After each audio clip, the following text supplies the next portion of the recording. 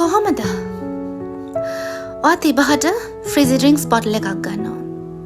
EGP, cream soda, Sprite කැමති දෙයක්.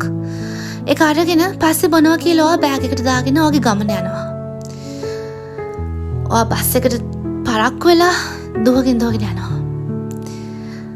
පස්සේ පඩි පෙලක් දකිනවා. ඒකෙත් නගිනවා. එහෙම ඔයාගේ ගමන ගිහිල්ලා අන්තිමේදී ඔයාට තිබහක් එනවා. ඔයාට මතක් වෙනවා ඩ්‍රින්ක් එක. ඊට පස්සේ ඔයා තිබහට ඒ බෝතලේ අරිනවා. අරපු ගමන් මොකද වෙන්නේ? එක සැරේම ඔයාට හිතා ගන්නත් බැරි තප්පරයක පිටාර ගලනවා. ඔයා තුෂ්ණිම් බෝතල බලාගෙන ඉන්නවා. ඔයාට කර කියා ගන්න දෙයක් නැහැ. You are shocked. Why is that? ඇයි මොකද ප්‍රෙෂර් එක දරා ගන්න බැරුව එතන වෙන්නේ පිපිරීමක්. ඔයාගේ හිතත් ඒ වගේ. දවසක ඔයාගේ හැඟීම් ඔයා නොකියන නොලියන හැඟීම් හිර කරගෙන ඉඳලා ඔයාට වෙන්නේ පිපිරීමක්. සමහරකට පිපිරීම ඔයාගේ මුළු ජීවිතේම හැඩි කරන්න පුළුවන්.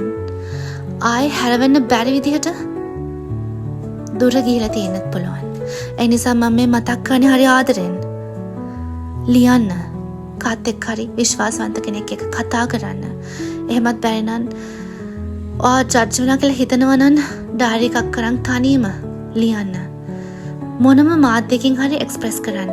හැබැයි මෙච්චරයි මන්ට කියන්න තියෙන්නේ. ඔයාගේ ගෝල් එක වෙන්න ඕනේ. ඔයාගේ හිත නිදහස් කිරීම ගැනීම.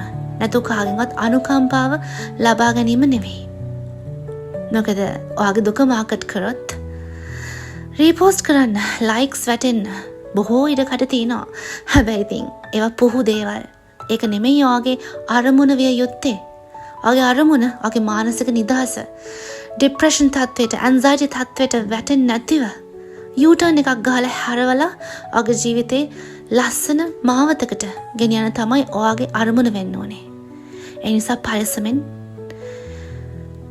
ඒ වගේම ෆ්‍රීලි නිදහසේ ඔයාගේ හැඟීම් එක්ස්ප්‍රෙස් කරන්න. මතක තියාගන්න.